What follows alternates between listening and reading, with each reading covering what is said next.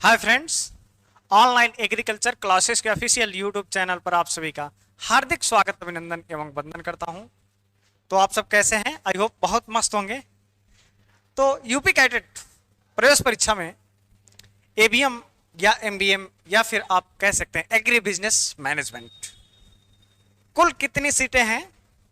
Free seat, paid seat, NRI seat इसमें नहीं है। ठीक है, एबीएम एक ऐसा कोर्स है यूपी कैडेट के अंतर्गत आने वाला जिसमें अन्य राज्य का भी अभ्यर्थी इसमें पार्टिसिपेट कर सकता है, एडमिशन ले सकता है, वो भी अपने शिक्षण संस्थान से शिक्षारत कर सकता है।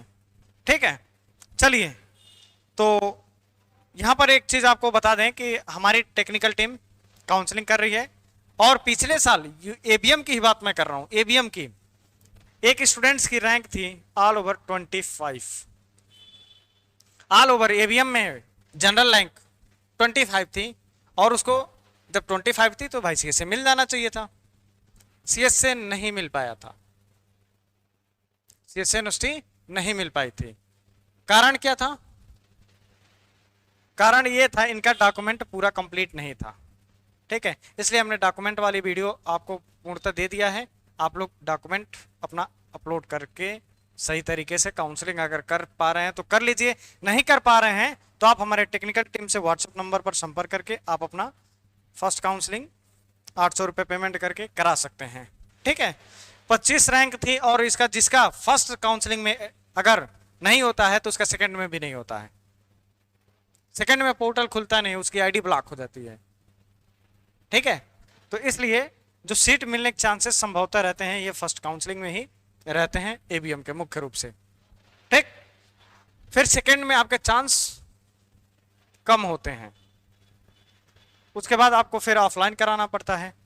तो ऑफलाइन में भी चलिए, तो जो हमारा मुख्य बताने का उद्देश्य था कि देखिए रैंक आपकी आ गई, ठीक है, कोई दिक्कत नहीं, लेकिन काउंसलिंग का जो पैटर्न है ये 10 दिन का पैटर्न होता है। इसमें अगर एक दिन भी आप मिस कर दिए तो आपका काम तमाम। एक दिन फीस भरना है, एक दिन चॉइस फिल करना है, एक दिन चॉइस लॉक करना है, एक दिन प्रिंट निकालना है, एक दिन प्रिंट अपलोड करना है, एक दिन सिग्नेचर अपलोड करना है, एक दिन डॉक्यूमेंट अपलोड करना है, एक दिन वेरिफिकेशन करना है, एक दिन फिर दोबारा अपलोड करना है, फिर दोबारा वेरिफिकेशन आएगा, फिर उसके बाद तब आपको सीट अलॉटमेंट होगा, फिर उसके बाद अन्य सारे कार्यक्रम को आगे बढ़ाना पड़ेगा। ठीक है, तो ये सारी आपके प्रोसेस इतने होते हैं, तो जिनको कराना होगा तो आप करा सकते हैं, कोई इश्यू नहीं है। अभी वर्तमान में आप देखेंगे तो सर्वप्रथम चंद्रशेखर आजाद कृषि एवं प्रौद्योगिकी विश्वविद्यालय कानपुर की बात करेंगे। उसके बाद फिर आपका इसमें दो चीज की बात करेंगे, एक तो फ्री सीट या आप कह सकते हैं नॉर्मल सीट। तो फ्री सीट आपका कितना है सीएससी यूनिवर्सिटी में? तो ये टोटल 50 है। ठीक है, अब ये टोटल कितने सीट है? 50 सीट है। अब इसमें क्या सर पता चल जाएगा कि कितना जनरल का है, कितना ओबीसी का है, कितना एससी का है? तो ये बता पाना मुश्किल है क्योंकि ब्रोश्योर में बस यही दिया है ब्यौरा, सूचना विवरणिका में सिर्फ यही दिया हुआ है।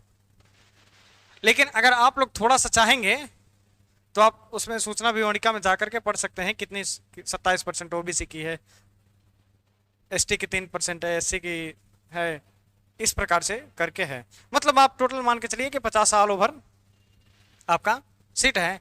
आप ये पूरी सीट जनरल है, अनरिजर्व मान के चलिए। ठीक है, ये अनरिजर्व सीट मान के चलिए, यूआर है अनरिजर्व, ये किसी का नहीं है, ये जो भी स्टूडेंट लेना चाहे उसको ले सकता है।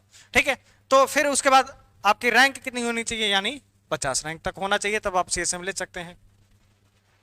ये भी तो सिम्टम क्रिएट हो रही है, तो नहीं, ऐसा नहीं है। आपकी अगर राउंड फिगर में भी थोड़ा इसके आसपास में ±5 रहेगी तब भी आपका हो जाता है।